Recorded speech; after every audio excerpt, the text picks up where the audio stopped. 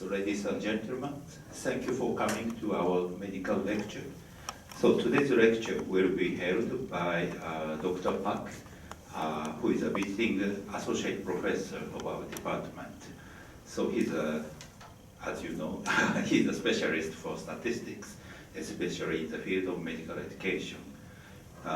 Title of today's lecture is Translational Science and Validity in Medical Education. So, Dr. Park, so please start your presentation.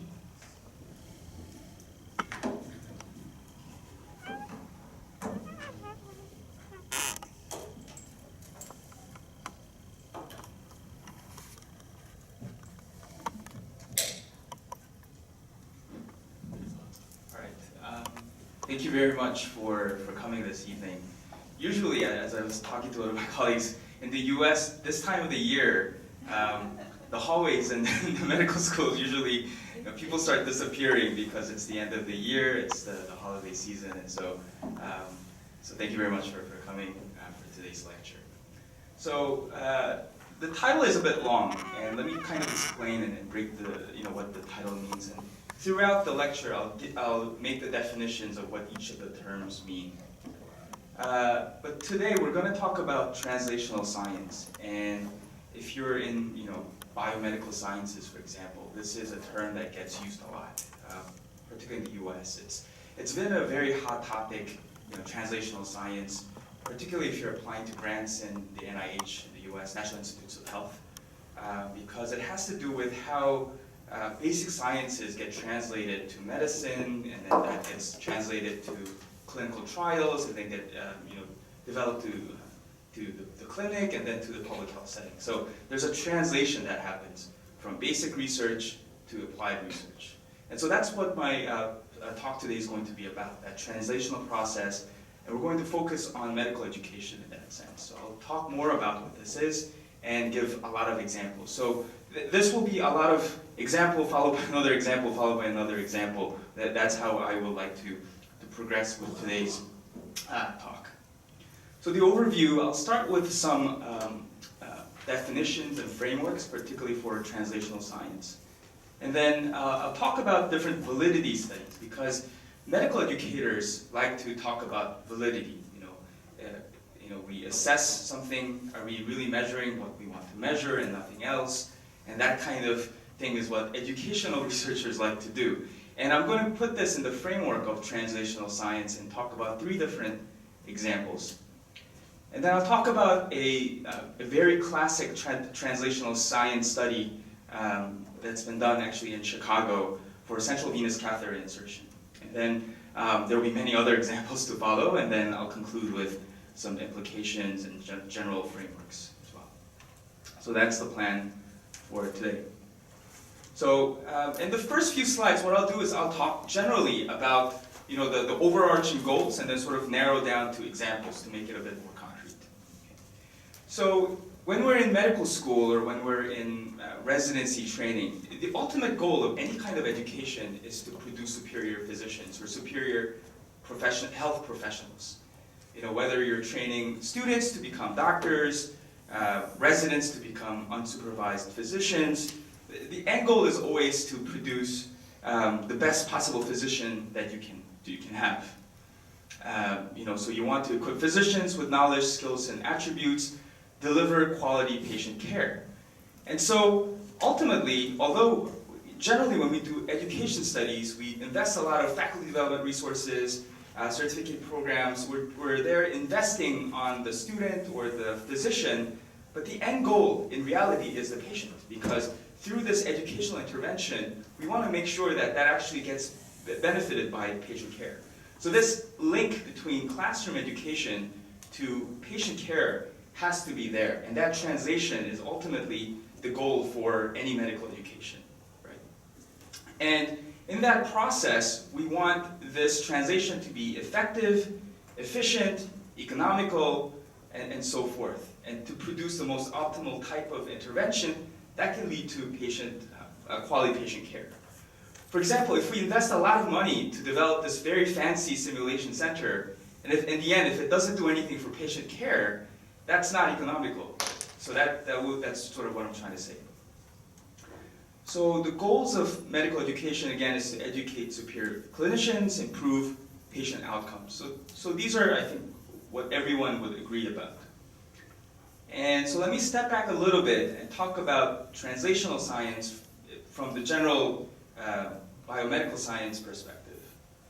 So this has to do with bench to bedside transition, so transition of knowledge to new treatment for patients, translating research to practice. And so if you're, for example, if you're a biochemist or if you are a biomedical scientist and you develop a new molecule or some new compound in the lab and you want to test it out in the clinical setting, and from that clinical setting you do clinical trials, make sure that it's actually effective on patients, and then that gets actually delivered in the hospital setting. And then once that gets delivered in the hospital setting, as a public health policy, maybe the policy guidelines might say, you know, let's recommend you taking this medicine because it's proven to be so effective. So this whole process, going from basic laboratory in biomedical science to clinical research, to making it effective in the clinical environment, all the way to healthcare delivery setting, this is what we refer to as translational science for basic sciences. If you're familiar with this, this is called T1 research, this is T2 research, and this is T3 research. And there's many, many papers talking about this translational science, the need for translational science in biomedical research and clinical research as well. And as I mentioned earlier, if you're, particularly in the United States, if you're applying for funding for the federal government, generally we want to say, you know, we're doing T2 research, and that T2 research will lead to X, Y, and Z. So that's what the grant funders want to say, because, you know, if the funders invest X amount of dollars, they want to see what the impact of that X amount of dollars here will lead to here and here and here, so that there's a translational process. Okay, so that should be a very useful framework. And so in education, they've actually borrowed this framework and put it into the educational perspective. So first I'll talk about the general K-12 education, because in K-12 they've really done a lot of studies with this translational science. So if there's investment on teachers, if there's investment on principals, that leads to increase in teachers' knowledge and skills. So if we invest on better training facilities for the teachers, better leadership skills for principals, that makes a translation here. And then if you have better teachers with better skills and better knowledge, that ultimately should lead to better classroom teaching. I'm talking about middle school, high school education. And then once you have better classroom teaching, that ultimately leads to better student achievement. The student will do better on their tests, the students will become more confident, and they will become much better students. So that's translational science in general education. They've really sort of mastered this and you know, have effect sizes and do meta-analysis and everything in K-12 education. Now let's convert this to medical education. Medical education, generally, when we invest in education, in whether it's in medical school or whether it's in residency programs, that leads to increased clinical skills and knowledge for the trainee, whether that's a student or resident or fellow or practicing physician. Ultimately, that leads to better clinical care in the hospital settings, and then ultimately that leads to better patient outcomes.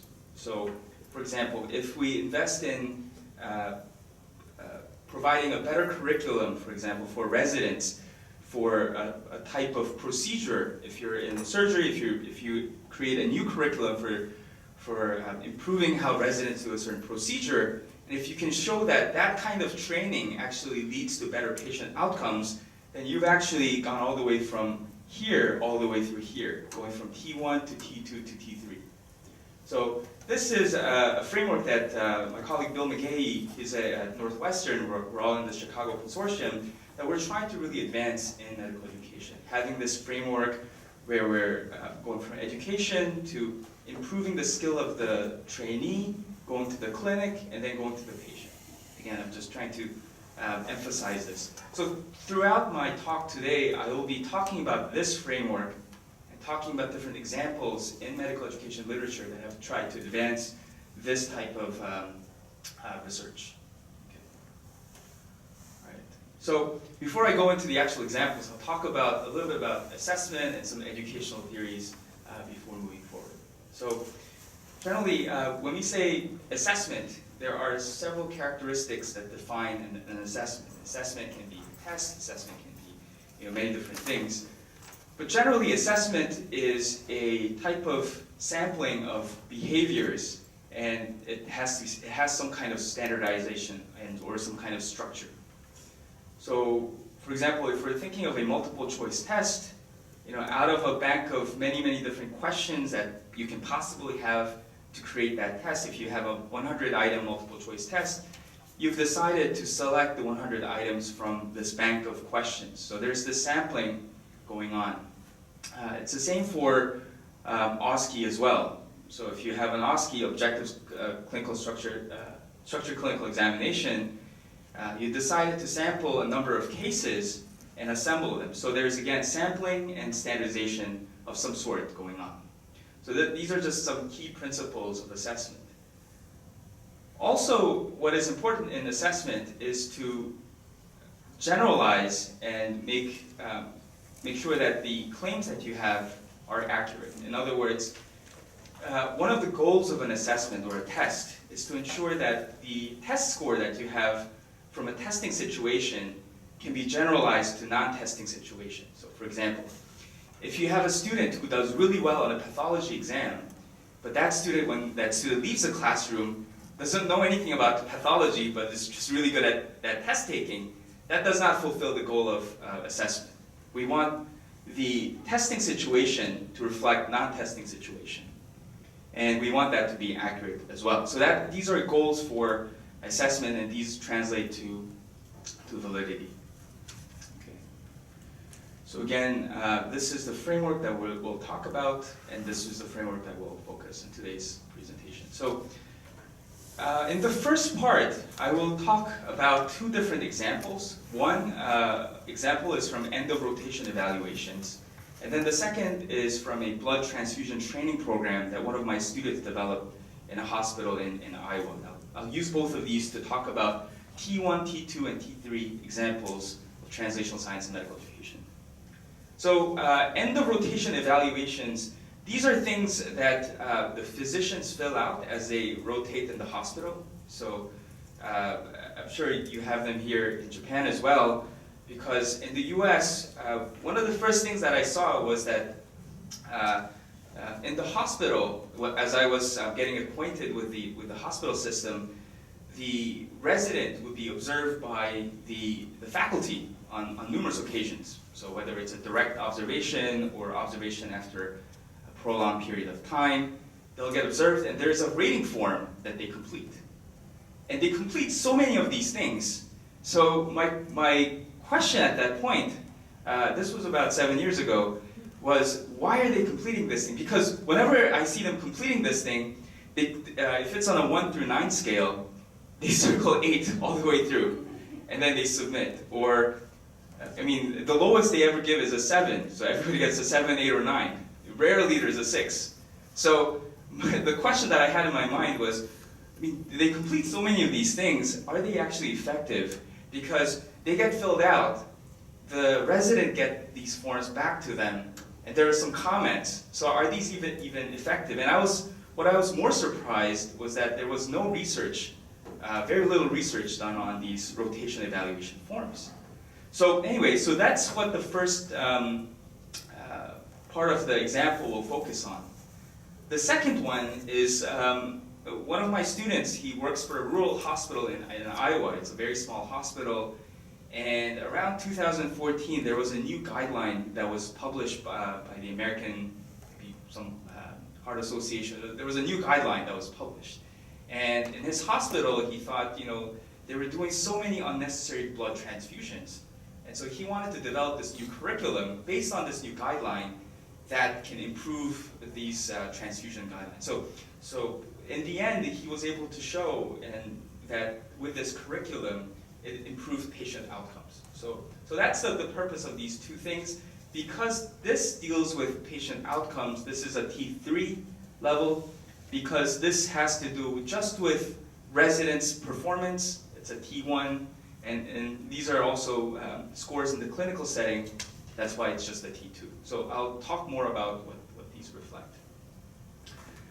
So generally, for example, if you develop a new assessment, and if you do like a pre-test, a post-test, and if you see that the learners, the students, improved in the post-test as a result of the intervention, that's a typical T1 type of a study. And most medical education papers that we generally see are T1 studies. We develop a new curriculum, or we develop a new OSCE, students study for that OSCE or that new exam, and then their scores improve, or over time they improve. And so generally education researchers like to publish these types of things, and they're typical T1 research. In this study, I also incorporated a T2 research where we're looking at problem residents. At Illinois, maybe some of you have been to the Illinois hospitals. There's an Illinois medical district where there are about 8 or 9 hospitals clustered in the western side of Chicago. So it's a very large medical complex, many different hospitals. It serves many different diverse patients, veterans, low, middle, high income patients, all sorts of different hospitals. And we define problem residents as residents who, before the end of their training, get dismissed for whatever reason. And those reasons could be professionalism reasons, or complaints from the patients, or maybe they had some severe adverse outcome of the patient. And so because of some of these legal challenges, these problem residents had to be fired before they finished their training. The example that I will use is in internal medicine. Internal medicine is a 3-year program in the United States. And so here, what I wanted to see was whether the rotation evaluation forms, these things that people fill out, if we can look at the first year of performance and whether that can predict problem residents, because retrospective data, we can always look, if there are a number of problem residents, do these number of forms, can they predict problem residents? Problem residents cause a lot of problems in the clinical setting, so that's why this is a T2 type of research. Okay. So now we'll talk about T1, T2, and then follow up with this T3 example as well. Okay. And if you're interested, these are described in more greater detail in these 2 papers. Okay. So the first study that I'll talk about is these rotation evaluation forms. And recently in the United States and particularly in Europe, they've become immensely popular because they constitute a workplace-based assessment. And so these are assessment in the clinical environment. It's very authentic. Usually if you have an assessment, it's in the classroom, or it's in some simulated setting, it's in some OSCE. But workplace-based assessments, these are happening in the real hospital setting. The student or the resident is encountering with the patient, and the faculty is there, so you're seeing the real thing. So these things are very, very, become much, much more important. Educational researchers are trying to understand how we can improve workplace-based assessments because there's so many variables at place. Patients are always different. The workload, depending on the year, is always different. There are many, many different things. So generally, there are 2 types of workplace-based assessments. There are many different, but here I'll focus on 2. One is the structured clinical observation, or what we call SCO, and the other is end of rotation evaluation. So for SCO, the structured clinical observation, you have a supervising faculty, and they're directly observing the resident or the student in the clinical environment. So the resident could be interacting with the patient, collecting history or physical examination, and the faculty is on the side observing and scoring the encounter. Okay. So this is based on direct observation. And we contrast this with end of rotation evaluation, which is generally a rotation is several weeks in the US, maybe 3-4 weeks. And over a course of these different encounters, the supervising faculty, senior residents, nurse, or other staff provide these ratings across all of these different encounters. So these are called, in Canada, they're called, if you're trained in Canada, they're called ITERs, In Training Evaluation Report, or generally they're also known as multi-source feedback. I'm sure we collect a lot of these as well. So going back to my motivation 7 years ago, they were collecting so many of these things. I mean, they were just like piling up in everybody's desks, and nobody was analyzing them, but then they're still continuously doing them. And I have one of my colleagues who's an internist whose office was next to mine. Every few days she'd get a warning on her email saying that she missed the deadline to submit these rotation evaluation forms. So the faculty get harassed in some sense to submit these things as well. But nobody really knew how useful they were. The students didn't really know how useful they were, but they were getting them. And so, this is one example. Like, this is a mini CEX form. So you have, for example, medical interviewing skills. It's on a 1 through 9 scale. 1 through 3 is unsatisfactory, 4 through 6 is satisfactory, 7 through 9 is superior. So they could practically be circling down the 8 or circling down to 7 and then just submitting the form. So, so I wanted to know how useful these things were. And around that time, 7 years ago, there was a lot of changes to the accreditation system in the United States. Because prior to 2012, these rotation evaluation forms or the assessment of residents were not really mandatory. But after 2012, what happened was, if you're in a residency program, and if you want your residency program to be accredited in the United States, you have to gather information about every single resident in your program, combine that information, and submit that to the accreditation agency every 6 months. It's a requirement. If you don't do that, then you don't get accredited. So this really motivated a lot of programs, me, and everybody else to really look at this further. Because now they're getting serious, because now it's a mandatory thing that had to be done. So this is called the next accreditation system in the United States by the ACGME. Canada is also coming up with this very soon as well. So there are these, prior to 2012, there are these 6 ACGME, or this is the accreditation agency, core competencies. And these rotation forms would be very similar to that example that I showed earlier. So, for example, you would have 6 items, and the faculty would be rating on a 1 through 9 scale for communication skills, for medical knowledge, patient care, and so forth. And it was very straightforward like that. And then after 2012, what each of the specialties in the US did was to create this kind of a form. And this is available on the ACGME website, and every specialty has this thing, which is very elaborate. And so this is for internal medicine. This is one item. They have 22 of these items for internal medicine. So this is develops and achieves comprehensive management plan for each patient. And this is again on a 1 through 9 scale, but they just call it level 1, level 2, level 3, level 4, level 5. And level 1 is critical deficiency, level 4 is you're ready to graduate from the residency program, level 5 is you're excellent, and they have these sort of guidelines for each of the anchors. So basically they're doing the same thing, but they're using a different form.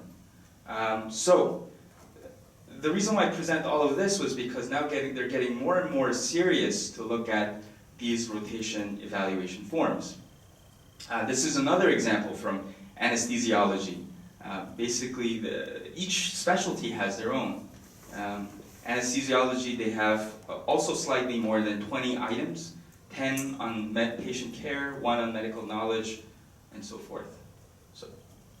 So again, this is all background information, now really getting to the question and to the results. So again, if we go back to the T1 question that I posed earlier, the T1 question was, if a resident was being assessed with this rotation form and getting feedback based on this rotation form, do their performance actually grow? Is there actually improvement in their performance over time if you control for various factors? how many of these forms do you need to complete? Because some programs were collecting many of these forms, others were barely collecting one per resident. There was a whole variety of these that were being collected. And then from who? Some were being collected by senior faculty, others were being collected only by the nurses or by residents. It was all over the place, so nobody really knew who was providing the actual accurate information. And then a T2 related question was, do these rotational evaluation score actually predict problem residents who would actually get fired, ultimately fired? Because if we can predict problem residents, then we can have early remediation for some of these learners, and that could help them get better before they get into trouble later. So the data that we use for this study is actually 433 residents across several years in the Illinois Medical District Hospital. And we looked at slightly over 7,600 of these forms that were completed. And the raters, or the evaluators, were 146 fellows. These are 4th or 5th year residents, 144 faculty, and then 21 program directors. These were sort of the leaders, education leaders within each program. So these people were providing evaluations for all of these 433 residents, and residents who were in 1st, 2nd, or 3rd year of their internal medicine training. So again, I'm just going to go through some of the results. So the first question that we had was, which rater group provides more information? Because that was something that we were all curious. And some people thought, well, probably the residents provide the most accurate information because they spend the most time with each other, or others said maybe the chief residents because they have some clinical experience and so they know what to look for. So what we found is that this is a measure of variability, or how well each of the different rater groups discriminate the information. And not so surprisingly, the faculty provided the most information, followed by the fellows, followed by the peer residents. It was like this. And then the second question that we asked for was, well, if they're all providing information, how much alignment do they have? I mean, if the faculty says that this resident is good, are the residents saying something else, and so forth?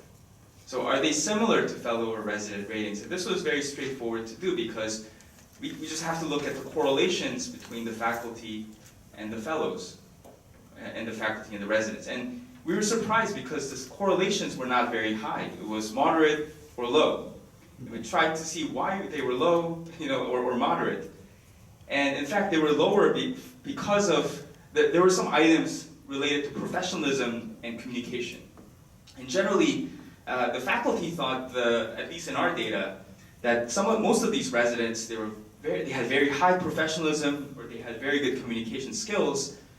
But then when we looked at the fellow or resident data, because they were spending more time with their colleagues, they were saying that actually their professionalism is much lower, their communication skills is much lower.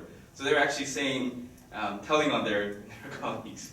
So there's some differences in information that we were able to gather depending on the different groups. And in fact, faculty, of course, they were most useful to gather information on clinical skills, on patient care information, system-based practice, those types of things. Another thing that we were interested to look at was, does longer delay affect scores? Because after the rotation was over, you would think that the faculty would submit these forms like the next day. But after the rotation was over, and these are weeks from completion, like week 1, week 2, week 3 after it was completed, the faculty were not submitting these things. And on average, they submitted these forms 1 month after, or we had some people who submitted 6 months after, or a year after the rotation was over. I mean, you would think that they would forget the person. So, but there was no empirical evidence to show whether the earlier you submit, it's actually better, or whether it does not matter at all. And so we found that the longer delays in submitting the form, actually the information that you get is actually significantly lower. So this actually prompted people to submit things much quicker, because now we have some of this evidence. Now these are things that educational researchers like to see, and so things like reliability as well. Here, the x-axis is the number of observations or the number of these forms that are being completed, because we wanted to know how many of these forms do you need to get reliable information. The y-axis here is reliability, and we found that about 15 of these forms have to be completed across faculty, residents, or fellows to have sufficient reliability. So these are, again, all background information for educational research. Now let's get to T1, because prior to all of this, this is all things that educational researchers are interested in, but at the end of the day, we want to know whether the resident performance actually increased over time. If they get feedback based on these forms, do they actually increase over time? Controlling for various factors, confounding factors. And what we found was that this is year 1, year 2, year 3. This is medical knowledge, communication, patient care, and things like that. So generally there was an upward increase in performance. Medical knowledge had the sharpest increase, professionalism had lower increase, and so forth. And so professionalism, I guess, when they come in, they're already somewhat professional, and so it kind of stays, maybe. Medical knowledge, there's a sharper increase. So these were things to answer the T1 type research. Now I'll move on to T2. T2 has to do with identifying the problem learners. So we wanted to know, if you score low on this rotation evaluation score, does it actually predict problem residents later on in their training? What I almost jumped out of my seat was that the odds ratio was 5. So if you are like a standard deviation lower, or even 2 standard deviations lower, your odds of being a problem resident were so much higher than your colleagues. And so this was very surprising to many of us. And of course, we only had 14 problem residents. I mean, they're so few. But because this is such a large data set, we were able to do this analysis. And among these 14 residents, we went back to the program directors, what were they fired for? It was things of like professionalism behavior. They didn't study enough to pass the board exam, for example. They did not have motivation. They had communication challenges, or they had some issues with the patient, and so the patient had filed complaints, and there was a lawsuit, so things like that. And these things, as early as the first year of their training, was able to predict later on in their second year or early in their 3rd year of residency. Yes? Can you remind us, 14 out of how many? 433. 4. Yes, 433, yeah. And actually, this is quite large, so most hospitals have like 1 or 2. And when I was giving a similar talk at Stanford, they were surprised that we had 14, because they said, we have no problem residents at Stanford. So it depends on which hospital, and this is, it all depends, but every program has some learners or weaker learners. And this is in anesthesiology. They were able to find a very similar type of issue as well. And this was published with several hospitals in California, where these residents had problems in ethical issues, honesty, respect, and behavior. So it was mostly professionalism type of issues that they had. Okay, so that's T1, and we covered T2. Now let's move on to T3. So this is, again, the same thing, looking at how these scores impact ultimate decisions that are submitted to the accrediting agency, and they're all highly correlated. Less for communication. So this is the T3 example. Again, this is a curriculum that one of my students developed. He's an internist at a small hospital, a regional hospital in Iowa.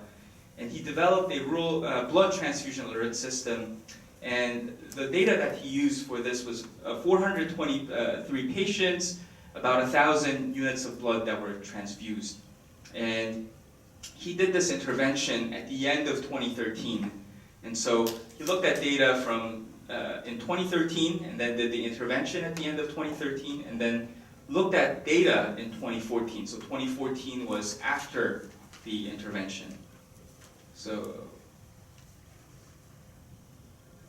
here, the blue line, this shows the total transfusions per month in 2013, and this red line shows the total transfusions in 2014.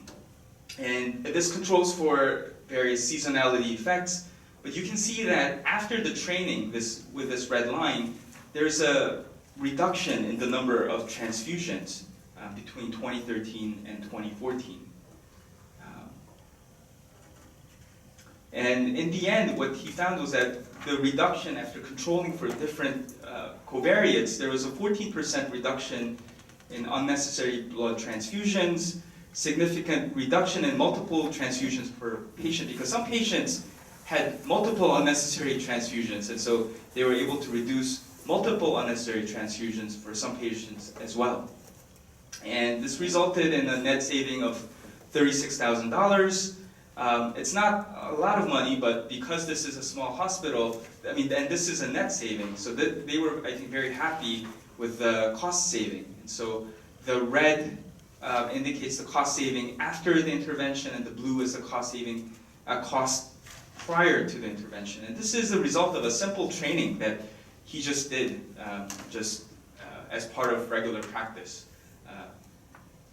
Okay.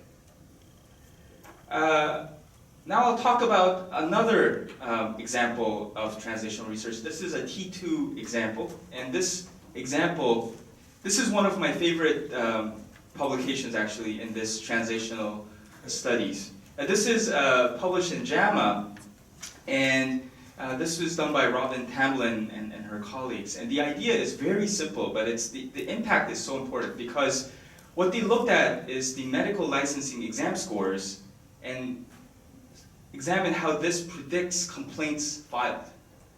And they looked at 3,400 physicians from the Medical Council of Canada qualifying examination. So this is the licensure exam to practice medicine in Canada. And then their team looked at the number of patient complaints. So the patient actually went forward and took the time to fill out and report a formal complaint to the Medical Regulatory Authority in Ontario and also in Quebec. And so this actually, the physicians got licensed anywhere between 1993 through 1996, and they looked at complaints all the way through 2005. So this spanned almost 12 years, and they looked at all of this data. And so what they looked at was, does performance on this licensing examination actually predict number of complaints filed? Because, if you can prove that the lower you score, you get more complaints, or the higher you score, the better physician you are, that actually provides important T2 level translational evidence for this exam. And this actually has not been done for a US licensing exam yet. So, and they were able to do this in 2007 for the Canadian exam. So if they first looked at the written exam, this is the knowledge test. Surprisingly, or maybe unsurprisingly, the multiple choice test was not significant predictor for communication complaints or quality of care complaints. It had no relationship. They did ultimately later combine this and look at some additional controls, and they were able to show that there was some correlation. But if you look at just communication complaints, quality of care complaints, this is not significant.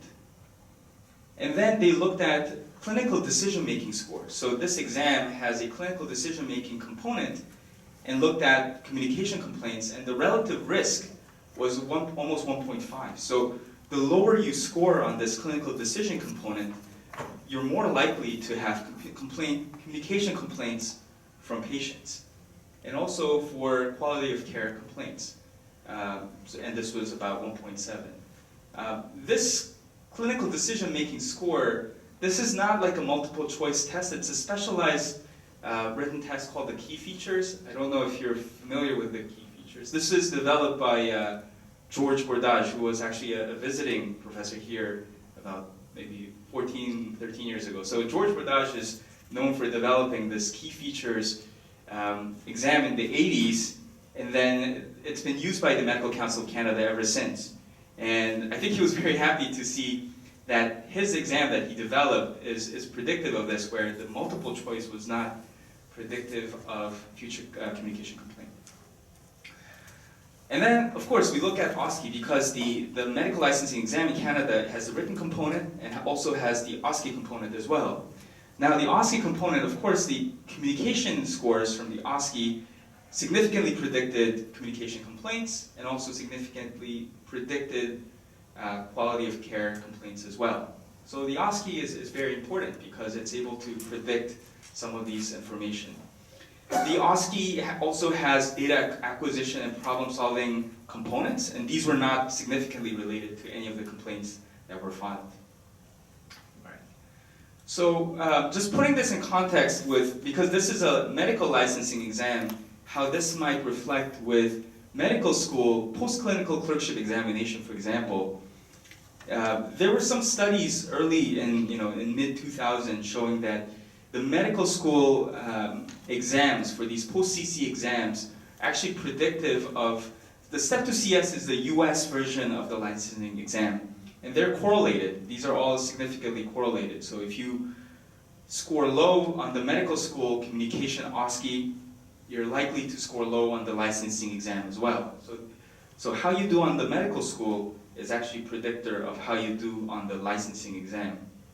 And in the US, they're actually looking at how these things predict residency performance as well, and this has been shown to have a significant prediction as well. I think the next study is for them to look at practicing physicians and looking at how all of these are translated from medical school all the way through practicing physicians. So I'm just showing you the translational phase in education. All right. So that's my first set of examples. Now I'll go to my second set of examples. This actually shows the whole sequence of T1, T2, and T3 research using a single curriculum that they developed. And this is by a team of researchers at Northwestern University, which is also in Chicago. We're part of a Chicago consortium. So we have a lot of discussions around translational science and this procedure. So they developed a simulation training for central venous catheter insertion. It's the insertion for the vein here. And what they did was they looked at T1, T2, and T3 for this very simple but very well-designed educational program. And for T1, they were able to show that if you go through this training, your performance increases significantly. If you do this training, this reduces complications in the ICU significantly. If you do this training, this reduces bloodstream infections in patients, and there's a significant cost savings in the ICU. So they were able to publish all of these studies together. So let me talk about the T1 outcome. This is the trainee skill. So they looked at two different types of insertion. One is with the jugular, and then the other is at the subclavian. The one on the left, this is the pre-test, this is the post-test, pre-test and post-test. T1 simply has to do with, does the performance increase? So they were able to show, yeah, if you do our training, performance increased significantly. And they were able to publish this and show the effect of their intervention.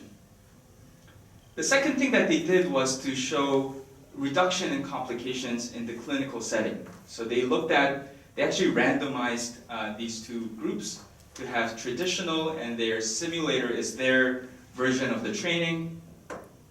And they were able to show that this is the control group, and then this is the people who went through their training. The mean number of needle passes was significantly lower for the residents who were trained under their program. The arterial puncture was significantly lower, the adjustment was lower, and the success rate was much higher. So they were able to show all of this as a T2 outcome of their project. And then now I'll move to T3. Again, the same intervention, educational intervention. This is benefit to the patient cohort.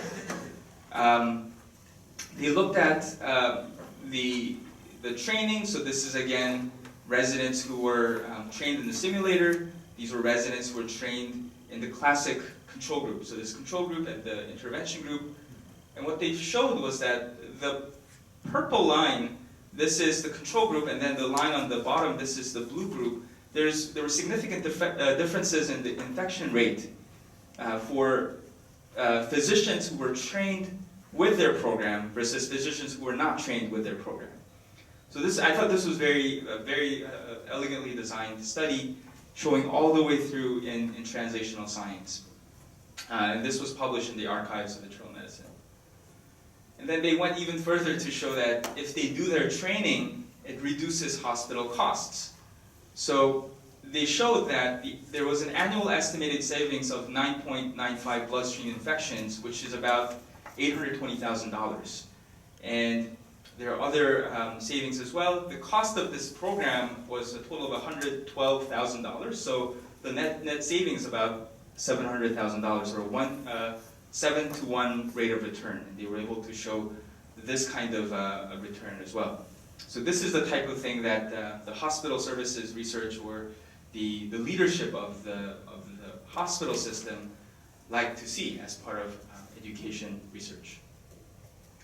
There are two more examples that I'll kind of just talk briefly. I mean, this is published in JAMA.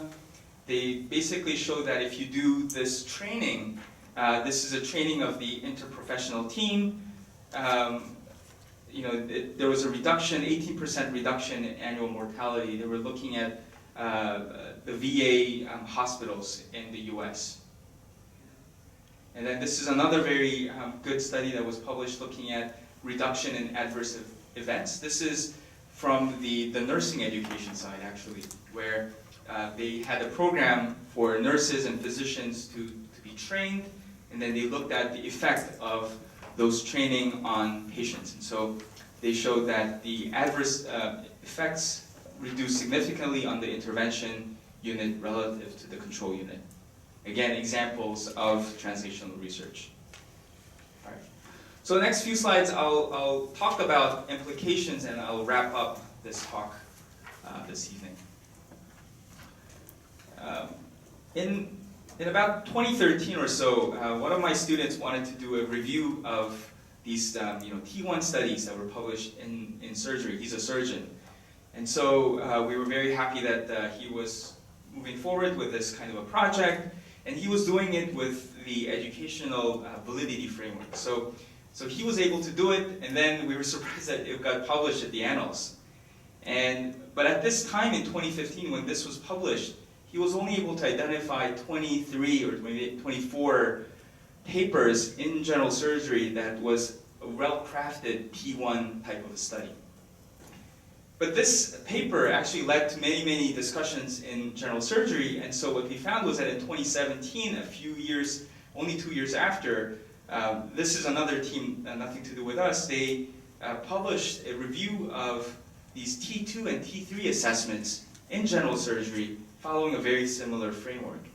Although here we were able to identify 24 of these T1 studies, they were able to identify 23 of these T2 and T3 assessments, but among the 23, only one is a randomized control, really showing the effect of the translational science. So I think it's really hard to do these types of translational studies, but there's a lot of benefit to showing the impact of education and how that can impact patient outcomes. These are just examples of papers that my students have published. These are all T1 focused, but a lot of the clinical journals are also very interested. If you frame it within the T1, T2, T3 language, the clinicians or the clinical scientists understand where this is moving forward, because once you establish a T1, then you can move on to T2 and T3. And so with all of these are some of the best journals in that specific specialty. They are now welcoming these T1 focused studies and getting them discussed. However, they're still focusing on the T1 side. So if we can move forward to T2 or T3 eventually, I think that is the goal that people are moving forward to.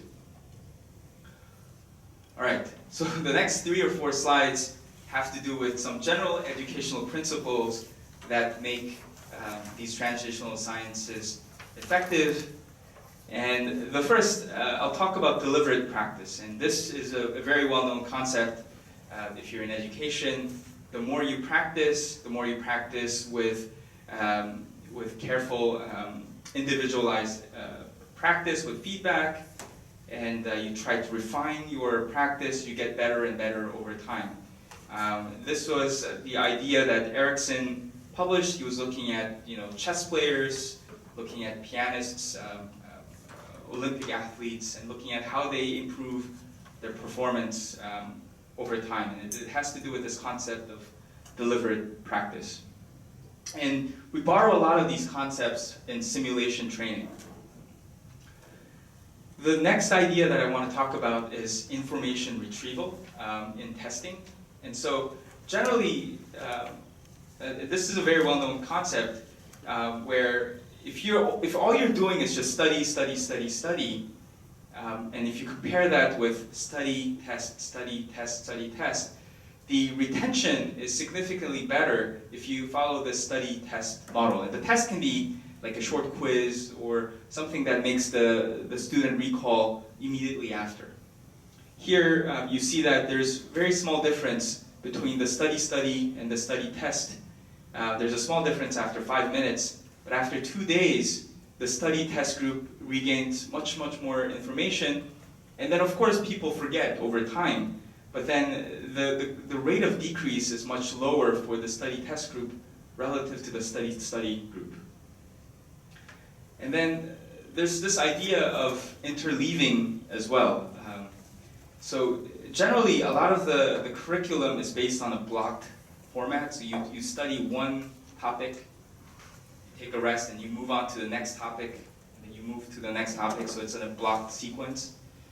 But what the psychologists are suggesting is an interleaving sequence where you combine, you do concept A, and then concept B, concept C, you review it together, and then you kind of build up on each of the concepts so it's integrated. So this interleaving, when this was published and when a lot of these evidence were accumulating in the US, this really promoted the integrated curriculum and the curricular transformation in the US. And so if you go to a lot of the medical schools in the US, they're saying, oh, we're going through curricular transformation. We're trying to integrate our curriculum from the traditional block system to this interleaving system. This is the motivation for that curricular transformation by these educational psychologists. And we also know very well that the more cases that you have, the reliability generally increases, but there's a diminishing return. So it's not that if you get many more questions or many more cases, you get much better measurements. There's actually a diminishing return. So this is another important assessment concept that we want to emphasize. And as we saw earlier, there are different developmental trajectories for different students and learners. So some people increase much faster, others don't increase as fast, and so forth. And here, this slide was used by the accreditation agency when they go out to sell the next accreditation system. So this is PGY 1, 2, 3, and this is the practicing physician. And if you're looking at something like patient care, this is the black line. If you're a resident, you start somewhere here, and then you kind of increase. But for professionalism, which is this green thing, you come into practice already having some level of professionalism, and so there's a much gradual increase for professionalism. So depending on the type of skill or competency, the trajectory is also different. Medical knowledge might have a much steeper increase. This is something similar that we saw from our learning curve, from our T1 rotation evaluation scores. Another thing that's quite relevant these days is how do you combine scores? So you might have rotation evaluation scores, multiple choice exams, OSCE scores. How do you combine them? How do you weight them? This also is quite relevant, and so there are ways to look at what optimizes the reliability depending on the different weights and how we combine them. This was a project that one of my students did. He's looking at colonoscopy simulation, and when you're doing colonoscopy simulation using a simulator machine, the machine produces many different scores.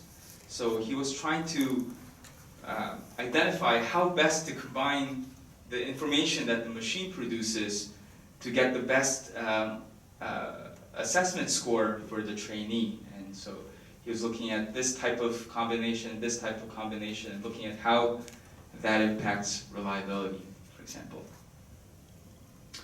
So again, I think I only have maybe 2 slides left. This is this one and then maybe one more left. Today, throughout the presentation, I talked about this idea of translational science in education. The idea is very simple. I mean, I began with the idea, what is the goal of medical education? The goal of medical education is to produce superior physicians, superior health professionals, nurses, so that they can have the best possible patient care possible. And this framework is just showing that translational process going from the education, the curriculum, to T1, to T2, to T3. And having this kind of a framework, I think, is very effective to really show, are we really reaching our goal to provide good patient care, to provide good clinical outcomes. So this whole idea of translational science is becoming very popular in the United States. When we write grants, we try to put in this word translational so that it's a very attractive word to put in. But I think it takes a lot of planning to do a good translational science study, because it requires multiple studies, multiple papers showing, we have evidence from this, so we build up on that. So it's a building process. And it also requires collaborations, because it's very hard to show patient outcomes from a single hospital or a single residency program, because the translational process is very far. So to be able to detect that effect, you need large sample sizes. And so what we are doing is building consortiums of medical schools. So for example, in Chicago, we have several medical schools, but we have a Chicago consortium where we meet every few months to discuss not only sharing cases for the OSCE, but how we can do research, collect data, and such. California has a really good medical education consortium that they meet very regularly. They have, it seems like they spend so much time, and they're very well coordinated, and they have they've been doing this for several years, I think more than a decade, and they've published paper one after the other as a consortium. In the Mid-Atlantic in the US, these are George Washington, Johns Hopkins, Georgetown, those types of schools. They also have the Mid-Atlantic Consortium as well, where they meet and they do the very same thing. So I think having such consortium is very useful, and having very active research agendas to improve how education can affect patient care. And ultimately, I think that we need to combine educational theory with this translational science framework and use this to ultimately improve medical education, and not only look at this as something to look at for medical school education, but also for residency and also for practicing physicians. So it's a continuum all the way from student to residency to practicing physicians. I think this is my last slide. So thank you very much. So thank you very much, Dr. Park, for your